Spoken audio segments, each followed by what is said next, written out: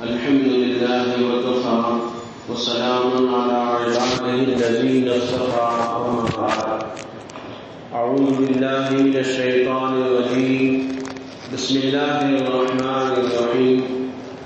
ومن أحسن قولا ممن دعا إلى الله وعمل صالحا وقال إنني من المسلمين. صدق الله العلي العظيم. محترم دوستوں، بزرگوں، سب سے پہلے تو ہم اللہ کا شکر ادا کریں کہ اللہ تعالیٰ نے ہم کو ایمان اور اسلام کی دولت سے نوازا. یہ اللہ تعالیٰ کی عظیم نعمت ہے اور اس میں ہمارا کوئی کمال نہیں. اللہ نے ہم کو ایمان دیا، یہ اللہ کے فضل سے عطا ہوا ہے، اللہ کے کرم سے عطا ہوا ہے. آج ہم یہاں مسجد میں جمعہ کی نماز ادا کرنے آئے ہیں. اس میں بھی اللہ کی توفیق شامل حال ہے. اللہ ہی کے کرم سے، اللہ ہی کی توفیق سے ہم کلمہ پڑھتے ہیں، اللہ ہی کی توفیق سے ہم اللہ کا ذکر کرتے ہیں، قرآن پاک کی تلاوت کرتے ہیں. یہ سب اللہ کی بہت بڑی نعمتیں ہیں. ایک بہت بڑے اللہ کے ولی تھے حضرت ابو عبداللہ اندلسی رحمۃ اللہ علیہ. اپنے زمانے کے اکابرین میں سے تھے. اتنے بڑے بزرگ تھے کہ ان کی خانقاہ میں بیک وقت 1200 کا مجمع جمع رہتا تھا. بڑے کبار علماء میں ساتوں قرآن مجید کے حافظ اور ایسے قاری تھے کہ ساتوں ساتھ قرات کے ساتھ قرآن مجید کی تلاوت کرتے تھے. 30,000 احادیث ان کو منہ پر یاد تھی. اتنے بڑے علماء اور کئی بڑے بڑے علماء اس زمانے کے ان کے خلفاء تھے، ان کے خلیفہ تھے. ان کی خانقاہ میں جب ان کا درس ہوتا تھا تو ایک کثیر مجمع ہوتا تھا. ایک مرتبہ انہوں نے سفر کا ارادہ کیا. یہ واقعہ ہمارے دل کو چھونے والا واقعہ ہے. حضرت شیخ الحدیث مولانا زکریا صاحب رحمۃ اللہ علیہ پچھلی صدی کے بہت بڑے عالم دین قطب الاقطاب تھے، جنہوں نے فضائل اعمال جیسی شہرۂ آفاق کتاب لکھی ہے. وہ فرماتے ہیں کہ یہ واقعہ میرے دل کو چبھ گیا ہے. ان کے خلیفہ کا یہ بیان ہے کہ ہمارے حضرت شیخ یہ فرماتے تھے کہ یہ واقعہ میرے دل کو ایسا چبھا ہے جیسے کوئی سوئی چبھوتا ہے، کیونکہ دل کے اندر ایسا چبھ رہا ہے. اس واقعے سے یہ عبرت لینی ہے کہ ہم کبھی بھی اپنے ایمان پر، اعمال پر، ہمارے علم پر، زندگی میں کبھی بھی تکبر نہیں آنا چاہیے. ابو عبداللہ اندلسی رحمۃ اللہ حضرت شیخ اپنی مجلس میں اس واقعے کو بار بار دہراتے تھے، بار بار لوگوں کے سامنے اس واقعے کو بیان کرتے تھے.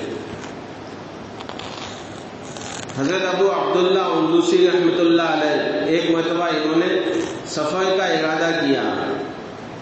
جب بڑا آدمی سفر کرنے کے لیے ارادہ کرتا ہے تو ساتھ میں ایک ہجوم بھی ہو جاتا ہے. ہر خلیفہ یہ چاہتا ہے کہ حضرت کی صحبت ہم کو مل جائے. بڑے علماء کے ساتھ جو سفر ہوتا ہے تو چھوٹوں کی یہ خواہش ہوتی ہے کہ ان کی صحبت میں کچھ ہم کو سیکھنے کو مل جائے، کیونکہ انسان کی زندگی صرف بیانوں سے نہیں بنتی. بیان سے جذبہ پیدا ہوتا ہے، احساس پیدا ہوتا ہے.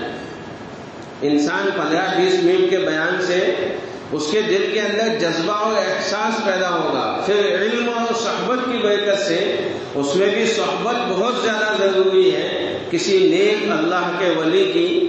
تو اس صحبت کی برکت سے پھر انسان کی زندگی کے اندر ایک انقلاب آتا ہے. جتنے ہمارے بڑے اکابر علماء ہیں وہ کسی نہ کسی کے صحبت یافتہ ہیں. حضرت خواجہ معین الدین چشتی رحمۃ اللہ علیہ سے اللہ نے اتنا بڑا کام لیا کہ پورے ہندوستان کے اندر اسلام پھیلا ان کی برکت سے. یہ حضرت خواجہ عثمان ہارونی رحمۃ اللہ علیہ کی صحبت میں رہ کر آئے تھے اور ایک لمبے عرصے تک صحبت انہوں نے اختیار کی تھی، مجاہدے کیے تھے. تو دو چیزیں ہیں انسان کی زندگی کے اندر نکھار پیدا کرتی ہیں کہ علم سے انسان کو پہچان ہوتی ہے کیا جائز ہے کیا ناجائز ہے، اور صحبت سے انسان کا کردار نکھرتا ہے. جو علم اس کو پڑھا ہے، جو اس نے پڑھا ہے، اس کا پریکٹیکلی وہ جب کسی انسان میں دیکھتا ہے کہ صبر، ہم حدیث میں پڑھ لیں گے کہ صبر اس کو کہتے ہیں، لیکن صبر کیسا ہوتا ہے، شکر کیسا ہوتا ہے، وہ تو انسان کی زندگی میں دیکھنے کو ملے گا. حلم کس کو کہتے ہیں، اخلاق انسان کی زندگی. اسی لیے نبی کریم صلی اللہ علیہ وسلم کو اللہ تعالیٰ نے فرمایا لقد کان لکم فی رسول اللہ اسوۃ حسنہ. یہ ہم نے تم کو ایک نمونہ دے دیا ہے، پورے قرآن کا نمونہ. تم قرآن پڑھو گے پھر نبی کی زندگی کو دیکھو. اسی لیے امی جان حضرت عائشہ صدیقہ رضی اللہ تعالیٰ عنہ فرماتی ہے، ان سے کسی نے پوچھا کہ حضور کے اخلاق کیا تھے، کہ کان خلقہ القرآن، کہ جو کچھ قرآن میں ہے، جو کچھ میرے اللہ نے قرآن میں بیان کیا ہے اخلاق کے بارے میں، عادات کے بارے میں، شکر کے بارے میں، صبر کے بارے میں، توکل کے بارے میں، وہ سب حضور پاک صلی اللہ علیہ وسلم کی زندگی میں ہے. جیتا جاگتا قرآن اگر کسی کے دیکھنا ہے تو محمد رسول اللہ صلی اللہ علیہ وسلم کی ذات بابرکت ہے. اور حضور کی صحبت کی وجہ سے پھر صحابہ بنے. صحابہ کو صحابی اسے لیے کہا جاتا ہے کہ انہوں نے حضور کی صحبت اختیار کی. اور صحابی وہ ڈگری ہے، صحابی وہ عہدہ ہے، صحابی وہ منصب ہے کہ اب اس کے بعد آنے والے کوئی انسان چاہے تنتور محنت کر لے عبادت میں، مجاہدات میں، صحابی کے مرتبے کو نہیں پہنچ سکتا. کیونکہ صحابی کہتے ہی اس کو ہیں کہ جس نے ایمان کی حالت میں نبی کریم صلی اللہ علیہ وسلم کا دیدار کیا ہو اور ایمان کی حالت میں اس کی موت آئی ہو. اور ادنا درجے کے صحابی دنیا کے تمام اولیاء، دنیا کے تمام اقطاب، دنیا کے تمام پیر و مرشد سے افضل ہیں. 2001 میں سیہور کے اندر اجتماع تھا، وہاں سے ہم 4 مہینے جماعت میں گئے تھے. پانپور کے اندر بہت بڑا گجرات کا اجتماع تھا 2001 میں، وہاں سے میرے 4 مہینے لگے ہیں. تو اجتماع کا جو آخری بیان تھا حضرت مولانا احمد لاٹ صاحب کا، انہوں نے وہاں پر انہوں نے بیان کیا تھا کہ کسی نے مجمع میں کھڑے ہو کر نبی کریم صلی اللہ علیہ وسلم کی صرف ایک مرتبہ دیدار کر لیا اور پھر مرتے دم تک وہ ایمان پر قائم رہے تو وہ صحابی بن گئے، اور وہ صحابی دنیا کے تمام اولیاء سے افضل ہیں. عبداللہ ابن مبارک رحمۃ اللہ علیہ سے کسی نے پوچھا کہ عبداللہ ابن مبارک اسلام کے عظیم محدث ہیں، بہت بڑے عالم دین، بہت بڑے انسان ہیں، اسلامک اسکالر میں اگر کسی کا نام لکھا جائے تو شاید پہلے ٹاپ 10 میں عبداللہ ابن مبارک کا نام آئے گا. اتنے بڑا آدمی. ان کے پاس آ کے ایک آدمی نے سوال کیا کہ امیر معاویہ افضل ہیں یا عمر بن عبدالعزیز افضل ہیں. بڑا پیچیدہ سوال تھا. اگر کسی کو اسلام کی دقیق ریت سے معلومات نہ ہو تو وہ اس سوال سے حوالہ ڈھونڈنے کے لیے وہ کتابوں کی طرف لوٹتے. لیکن سوال جس سے پوچھا تھا عبداللہ ابن مبارک، وہ بھی بڑے عظیم درجے کے عالم دین تھے. فرمایا امیر معاویہ افضل ہے یا عمر بن عبدالعزیز افضل ہے؟ حضرت امیر معاویہ رضی اللہ تعالیٰ عنہ جن کی حضرت علی سے جنگ و جدال ہوئی تھی، اتنا پیچیدہ یہ سوال. اور دوسری طرف عمر بن عبدالعزیز صف اول کے تابعی، تو عبداللہ بن مبارک رحمۃ اللہ علیہ نے جو جواب دیا ہے وہ قیامت تک آنے والے ایک ایک انسان کے لیے ہدایت ہے کہ صحابی کا کیا درجہ ہوتا ہے. عبداللہ بن مبارک نے کہا کہ امیر معاویہ تو بہت دور کی بات ہے.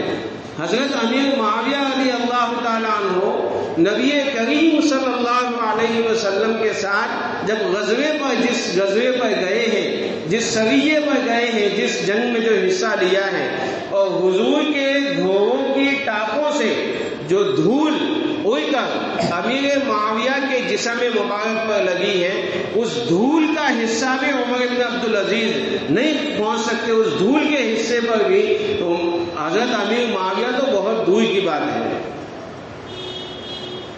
اتنا اونچا درجہ صحابیت کا ہوتا ہے، صحابی کا ہوتا ہے. یہ پورا درجہ جو ملا وہ صحبت کی برکت سے ملا کہ حضور پاک صلی اللہ علیہ وسلم کی صحبت ملی.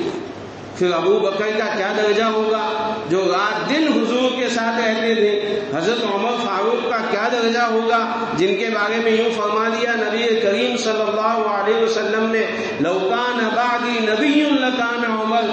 حضرت عثمان غنی کا کیا درجہ ہوگا، حضرت علی کا کیا درجہ ہوگا، خالد بن ولید کا کیا درجہ ہوگا، عبد الرحمن بن عوف کا کیا درجہ ہوگا، ہم سوچ نہیں سکتے.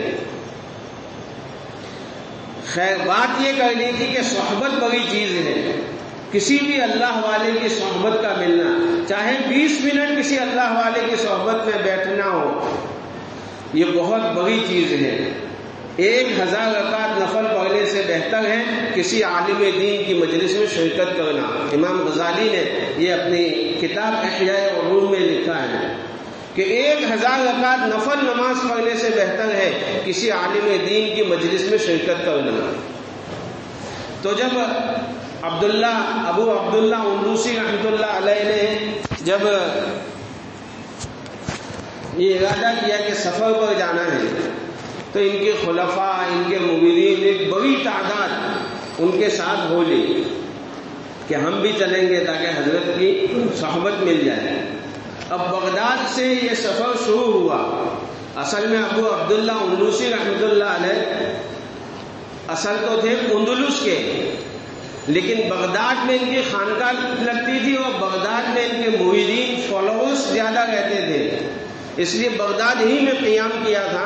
تو بغداد سے یہ سفر شروع ہوا. گاؤں دیہات جہاں جاتے وہاں حضرت کی آواز ہوتی، حضرت کے بیان ہوتے. ایک جگہ ایک گاؤں میں پہنچے ہیں، دیکھا کہ کچھ لوگ لکڑی سے بنے ہوئے بت کے اوپر سجدہ کر رہے ہیں. کوئی چڑھاوے چڑھا رہا ہے، کوئی سجدہ کر رہا ہے، کوئی منتیں مانگ رہا ہے. ابو عبداللہ اندوسی رحمۃ اللہ علیہ اتنے بڑے درجے کے اونچے عالم، ان کے دل میں یہ خیال آیا کہ کیسے بیوقوف لوگ ہیں، کیسے کم عقل لوگ ہیں کہ ایک لکڑی سے بنائی ہوئی مورتی کو سجدہ کرتے ہیں. ان سے بہتر تو میں ہوں کہ اللہ تعالیٰ نے مجھے ایمان عطا کیا، اللہ تعالیٰ نے مجھے عقل عطا کی کہ میں ایک اللہ کی عبادت کرتا ہوں. بس کتنا خیال آیا. سفر چالو تھا، آگے دوسرے گاؤں میں گئے. دوسرے گاؤں میں دیکھا کہ چند لڑکیاں دوشیزہ یعنی کنواں لڑکیاں کنویں کے اوپر پانی بھر رہی ہے. خوبصورت ایک لڑکی تھی، ان کے اوپر حضرت کی نگاہ ٹک گئی. کسی غیر محرم کے اوپر نگاہ کا اچانک پڑ جانا گناہ نہیں ہے، لیکن نگاہ کو ٹکا دینا یہ گناہ ہے. اس کو بدنگاہی کہتے ہیں. اور بدنگاہی کی نحوست یہ ہوتی ہے دنیا کے اندر کہ اللہ تعالیٰ عبادت کی لذت کو چھین لیتا ہے. عبادت کی ایک لذت ہوتی ہے، جیسے سیب کھانے کی لذت ہوتی ہے، بریانی کھانے کی لذت ہوتی ہے، سموسے کھانے کی لذت ہوتی ہے. اسی طرح عبادت کی مستقل الگ الگ عبادت کی الگ الگ لذتیں ہیں. قرآن پاک پڑھنے کی لذت الگ ہے، ذکر کی لذت الگ ہے.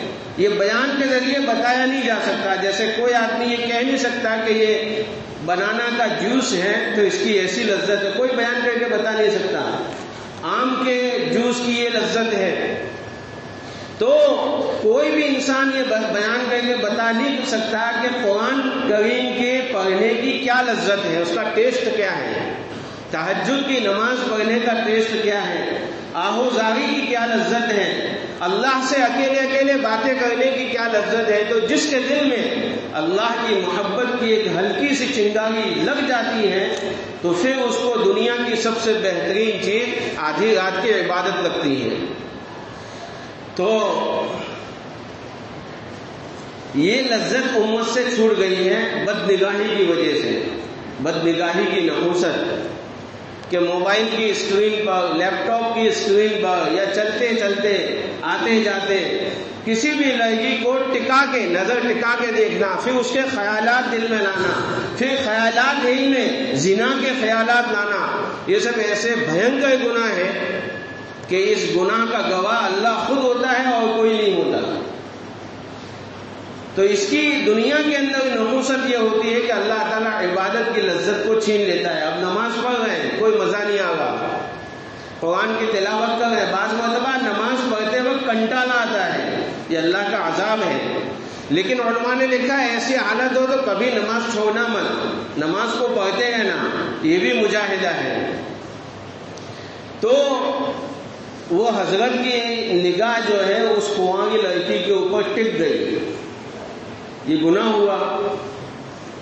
اب جو ہے اس کے بعد آنے والی جب نماز تھی، وہ نماز پڑھائی حضرت نے، حضرت کے ساتھ علامہ شبلی تھے، شبلی ان کے بہت بڑے مرید تھے، خلیفہ تھے، بڑے اونچے درجے کے یہ ان کے خلیفہ تھے اور بڑے اونچے درجے کے اسلامک اسکالر ہیں حضرت شبلی رحمۃ اللہ علیہ۔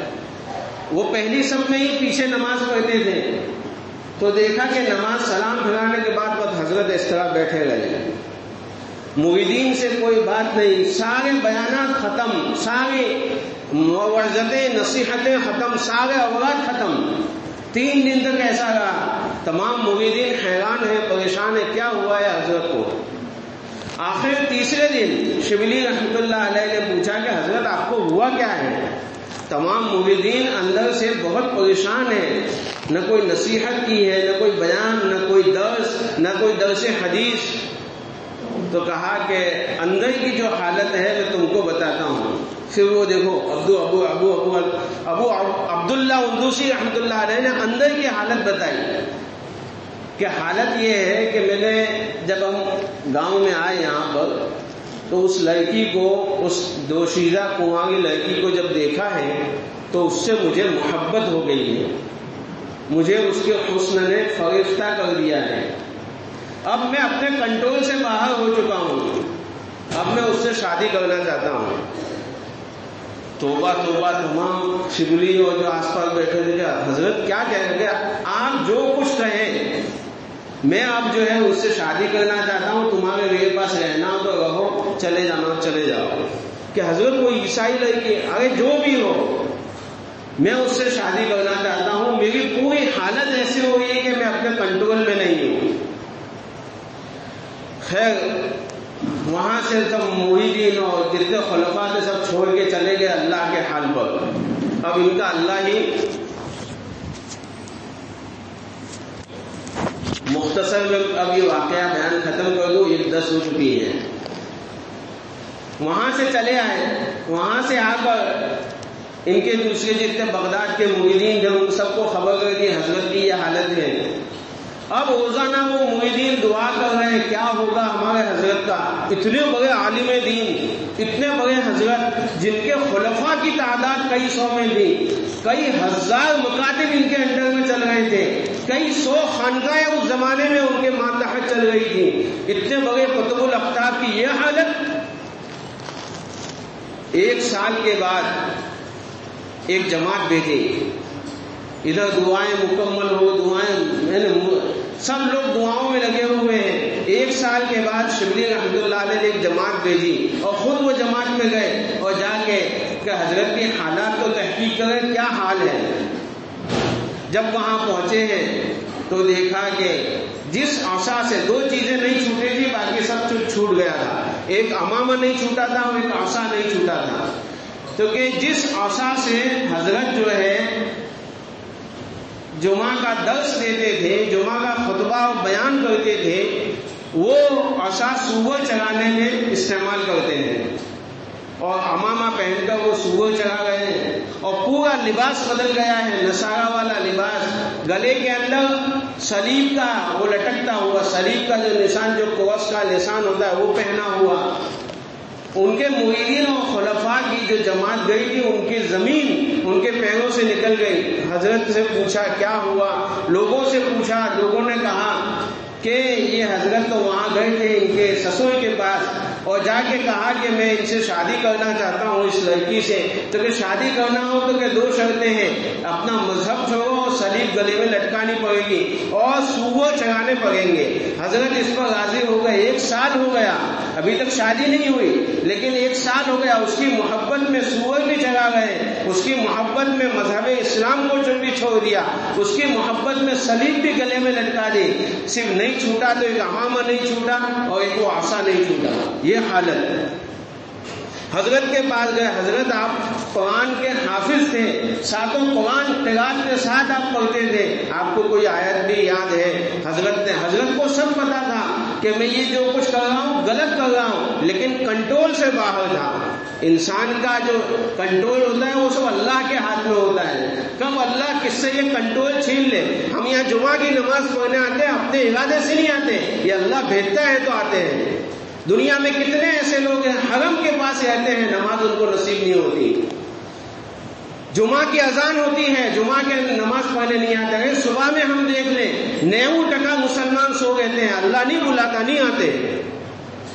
تو حضرت کو سب پتا تھا کہ میں یہ جو کچھ کر رہا ہوں سب غلط کر رہا ہوں، لیکن کنٹرول سے باہر تھا۔ حضرت نے خود کہا تھا میرے کنٹرول سے باہر ہے۔ کہا کہ آپ کو کوئی قرآن کی آیت یاد ہے؟ کہ ہاں 2 آیتیں یاد ہیں پورے قرآن میں سے۔ ایک آیت ہے وَمَن يُهِنِ اللَّهُ، آگے کی آیت میں بھول گیا کہ اللہ تعالیٰ جس کو بے عزت کرنا چاہے، ذلیل کرنا چاہے، پھر اللہ کے علاوہ کوئی اس کو عزت نہیں دے سکتا۔ دوسری ایک آیت پڑھی کہ جو مذہب اسلام سے پھر گیا، اس بارے میں کوئی آیت ہے۔ پھر کہ حدیث 30,000 احادیث ان کو یاد تھی۔ اگر آپ کو کوئی حدیث یاد ہے تو کہ ہاں ایک حدیث یاد ہے کہ جو اپنے مذہب سے پھر جائے، نبی کریم صلی اللہ علیہ وسلم نے فرمایا اس کو قتل کر دو۔ تو کہ حضرت آپ توبہ کر لیں، آپ کو سب جب کہ میرے کنٹرول کے باہر ہے، میں اس لڑکی سے محبت کرتا ہوں، اس کی محبت میں ایسا گرفتار ہو چکا ہوں۔ 3 دن تک شبلی کہتے ہیں ہم 3 دن تک روئے دھوئے، تیسرے دن ہم نے دیکھا کہ وہاں ایک ریور ندی تھی، نہر تھی، اس ندی کے اندر سے حضرت جو ہے کلمہ شہادت اشہد ان لا الہ الا اللہ و اشہد ان محمد رسول اللہ پڑھتے ہوئے نکلے۔ پھر ہم نے حضرت میں بہت جلدی میں یہ واقعہ بیان کیا، پھر ہم نے حضرت کو پوچھا پورا واقعہ کیا ہوا تھا، کہ اصل واقعہ یہ ہوا تھا کہ جس گاؤں میں میں گیا تھا اور وہاں جب مورتی پوجا لوگوں کو دیکھی تو میرے دل میں یہ خیال آیا تھا کہ کیسے پاگل اور بے عقل لوگ ہیں، ان سے بہتر تو میں ہوں، یہ آ گیا میں۔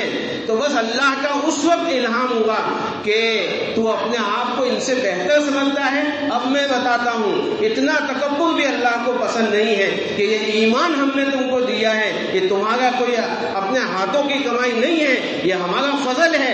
اللہ نے ہم کو مسلمان گھر میں پیدا کیا، ہمارے باپ نے ہم کو کلمہ سکھایا، یہ سب اللہ کا کرم ہے، اللہ کی توفیق ہے۔ اب میں بتاتا ہوں، دوسرے گاؤں میں گیا تو فوراً اس لڑکی کی محبت میں گرفتار ہوا اور میں نے خود دیکھا کہ ایمان، علم و حکمت سب میرے اندر سے کبوتر کی شکل میں جا کے ہو گئی۔ اب جب میں نے کلمہ پڑھا تو وہ تمام علم، وہ حفظ، وہ حدیثیں سب کبوتر کی شکل میں اندر آ گئی۔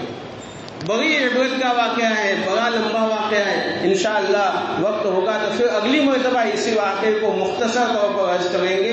اللہ تعالی ہمیں ان باتوں پر عمل کرنے کی توفیق عطا فرمائے۔ سنت پر